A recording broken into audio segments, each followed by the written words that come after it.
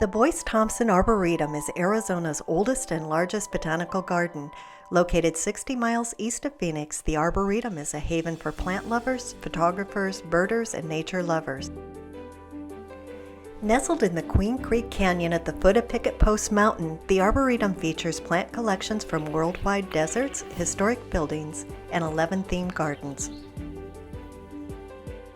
The main trail through the Arboretum is an easy mile and a half. Most of it is wheelchair and stroller friendly.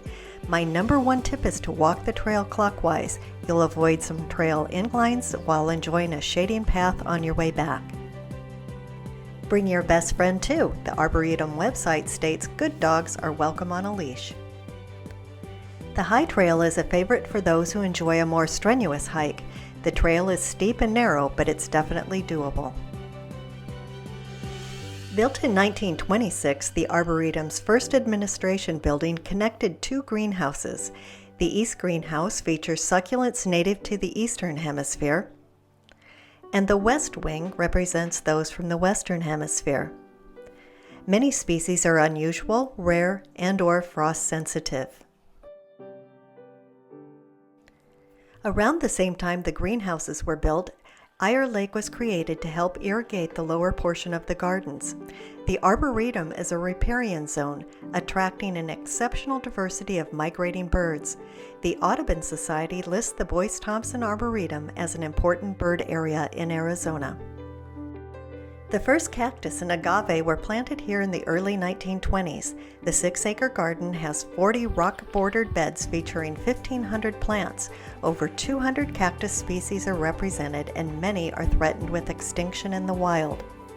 The desert plants were beginning to bloom on this mid-April visit, but regardless of the season, the color palette of the desert sky, plants, and rock is striking year-round. Rattlesnakes are a thing at the Arboretum. I never saw one, but I was cautioned by a volunteer as I was photographing this cactus bloom not to get so close to the path's edge. It seems the snakes like to hide out in the rocky border. For your visit, I recommend wearing closed-toed shoes. The Arboretum was founded in the 1920s by William Boyce Thompson, a mining engineer and entrepreneur who made his fortune in the copper mining industry. After purchasing the Silver Queen mine in nearby Superior, Arizona, Thompson became enamored with the desert landscape and built a 7,000 square foot winter home here. The house was called the Picketpost House for a local mountain range of the same name. Local residents simply called it the Castle on the Hill. Thompson's house guests had the luxury of an elevator to carry them from the mansion to Queen Creek Canyon 200 feet below. Now a winding path guides visitors into the canyon. The landscape becomes greener, signaling a change ahead. The rugged magma ridge above the creek starkly contrasts with the lush vegetation within the Queen Creek riparian. This part of the path gets dicey as far as accessibility. It narrows along this outcropping above the creek. Rounding the path, this tree-shaded tunnel was welcoming, especially as the Arizona weather was heating up. Mature trees thrive along Queen Creek, dominating the lower garden. Here you will find a wide variety of trees including pistachio, pines, palms, and eucalyptus. Even tree stumps deserve a featured spot for their architectural form. This tiny stone building was home to a family of 5 in the early 1900s. Robert Clevenger and his family were homesteaders. The family left the area in the early 1920s, and Thompson bought the building and surrounding land. The home became a playhouse for the Thompson grandchildren. The surrounding garden was planted with culinary and medicinal herbs, including plants used as insect repellents and cosmetics. The South African desert exhibit featured statues strategically placed in the landscape. The artist is from Zimbabwe. His works are featured in major botanical gardens throughout the world. The Outback Bridge crosses a dry wash to the Australian Desert Garden. The drover's wool shed was a surprise at the end of the bridge. The Dover's Wool Shed was constructed by a set designer in Superior, Arizona to recreate a remote sheep herder's shed. You can look through the windows and get a sense of what life was like back in the day. This sculpture tugged at my heart. As a child, I used this same logic with my mom to get to keep the stray cat that followed me home. I always enjoy visiting the children's area to see how botanical gardens encourage the next generation of gardeners. It was colorful, whimsical, and invited exploration. The demonstration garden was designed for takeaway ideas. From native plants to decorative hardscapes, these gardens teach how to get the look in a residential or commercial garden on a water-wise budget. The pergola in the perennial garden was striking. Look closely at the support beams, then look up and see the windows to the sky. The design elements provided moving art as shadows shifted across the patio floor and walls with the sun's movement. The wall of the perennial garden divided the space into 2 rooms. On the opposite side, the pergola cast its magic shadows on the large sun patio, featuring built-in seating and planter beds.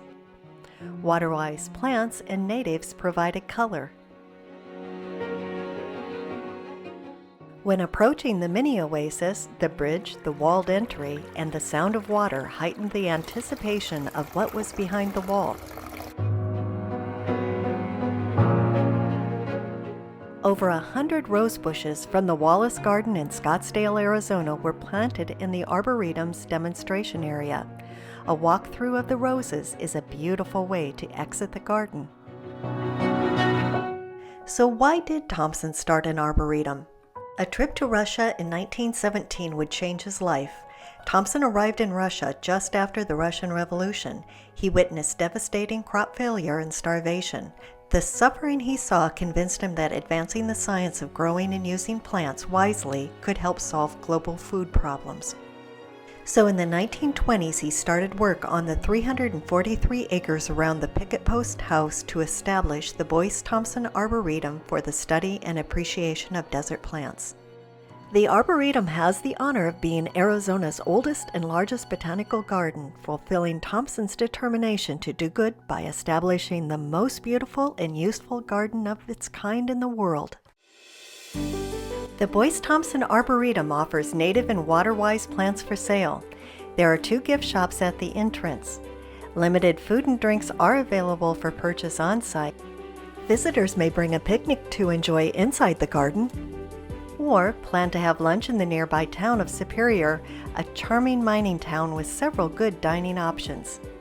I placed a link in the description to a free garden travel guide containing information on how to best experience the garden, including places to eat and stay nearby, along with details to know before you go. If you'd like a more manicured desert garden experience, be sure to check out the Desert Botanical Garden in Phoenix, Arizona. It is consistently rated one of the top 10 gardens to visit in the United States.